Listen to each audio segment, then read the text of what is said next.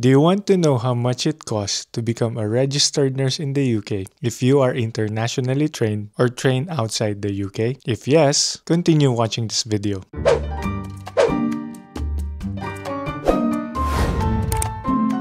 Hello guys, welcome to our channel OFW in UK. My name is Michael and I'm a nurse here in the UK. I make vlogs about OFW life para matulungan yung mga kababayan natin na nag-a-aspire na pumunta dito sa UK. In this video, I will talk about what to prepare to become a registered nurse in the UK if you are an international nurse or trained outside the UK. I'll be answering 3 questions. Number 1, how much is it going to cost? Number 2, how long is it going to take? Number 3, what evidence to prepare. All information in this video is available on the NMC website, so feel free to check it out.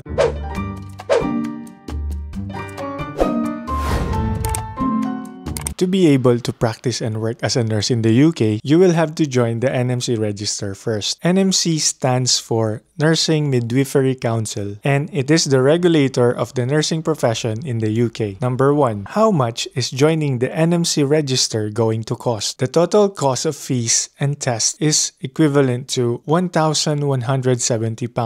I checked the conversion rate earlier and it was 77 pesos per pound. So £1,170 times 77 equals 90,090 pesos. This includes the cost of the CBT and the OSCE, or what they often call it OSCE. CBT means computer-based test and OSCE means objective structured clinical examination. These are the 2 tests of competence that are required to join the NMC register. Ano-ano ba yung included doon sa £1,170? The first one is the qualification evaluation fee, which costs £140 or approximately 10,700 pesos. This is paid to NMC on submission of eligibility and qualification application. This fee is not refundable. Number 2 would be the CBT or the computer-based test. It costs £83 or approximately 6,300 pesos. This is paid to the test provider before taking the test. The third one would be the OSCE or OSCE, which is the Objective Structured Clinical Examination. It costs about £794 or approximately 60,700 pesos. So ito yung pinakamahal sa lahat ng bayarin sa pag-register dito sa UK para makapag-practice bilang isang nurse. The fourth one would be the registration fee, which costs about £153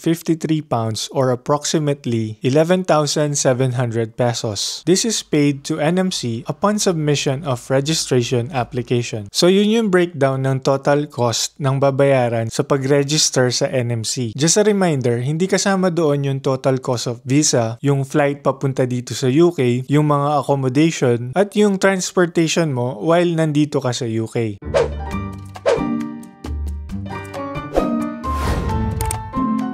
Number 2, second question, how long is joining the NMC register going to take? Pag nasubmit mo na yung iyong eligibility and qualification application and pag naka-receive na sila ng response from your regulator, sa Pilipinas, ito yung tinatawag nating State Board Verification. They will try to assess your qualification within 14 days. Once NMC has confirmed your eligibility to apply for registration, you'll have 2 years to complete your registration. This includes taking your CBT and your OSCE. Usually, yung OSCE or yung OSCE ay gagawin mo pagdating mo dito sa UK. So, after you pass all your tests, your CBT and your OSCE, mag-a-apply ka na for registration sa NMC. And the NMC will aim to check your application within 30 days upon receiving your supporting health, character, and language evidence, your CBT and OSCE result, and your registration fee. Things to consider, try to contact your referees para pag kukontakin sila ni NMC is aware sila at para mabilis silang makapag-reply para maging smooth ang flow ng process.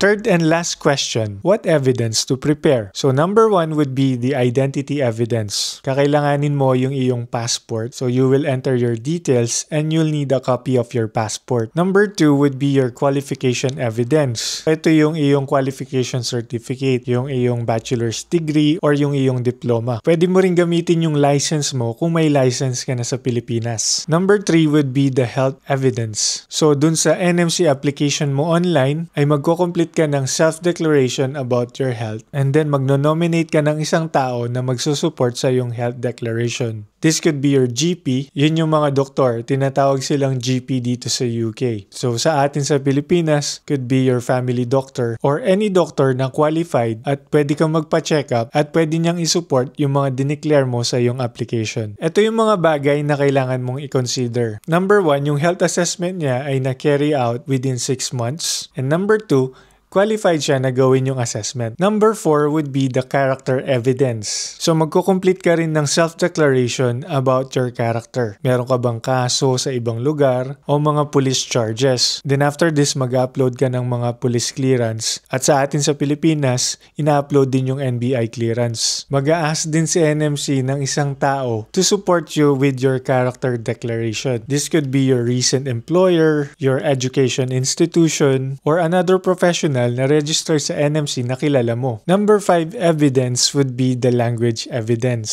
So, ito na yung OET, yung IELTS, yan. So, isasubmit mo na yung results mo sa kanila. Number 6 would be the confirmation of the professional indemnity arrangement. Parang insurance ito para pag may nag-claim sa'yo against your practice, ay covered ka. Usually, if you will work for the NHS, sila na ang magsusort out para doon. I-declare mo lang na once nag-start ka ng work, ay magkakaroon ka ng professional indemnity arrangement. So ayan guys, hopefully nakatulong yung video na to sa inyo sa mga nag-a-aspire na maging nurse dito sa UK. You can find all those information on the NMC website, kaya i-check nyo yan. Napaka-importante na basahin nyo yung mga requirements doon ng mabuti para maplano nyo ng mabuti at maging smooth ang process ng pagpunta nyo dito sa UK. Kung nakarating ka sa video na to, please paki-like lang po and paki-share yung ating video para malaman ng iba. And mag-subscribe ka na rin para updated ka sa aming mga latest uploads. Kita-kita po ulit tayo sa ating next vlog. Dito lamang sa OFW in UK. Bye!